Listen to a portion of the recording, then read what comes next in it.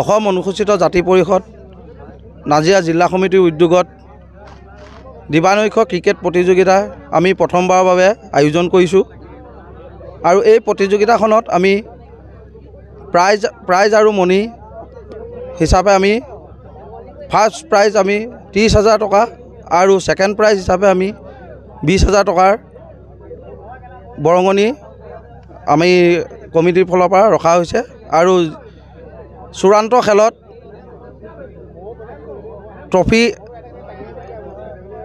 Man of the match হিচাপে এটা trophy আৰু টুৰ্ণামেণ্টৰ শ্ৰেষ্ঠ ব্যক্তিজনক আমি 2,000 টকাৰ এটি উপহাৰ হিচাপে আমাৰ পৰিষদৰ তৰফৰ পৰা আগবঢ়াইছোঁ। কিমান দলে যোগদান কৰিছে? আজি প্ৰথম পৰ্যায়ত এতিয়ালৈকে প্ৰায় 10টিমান দলে যোগদান কৰিছেই।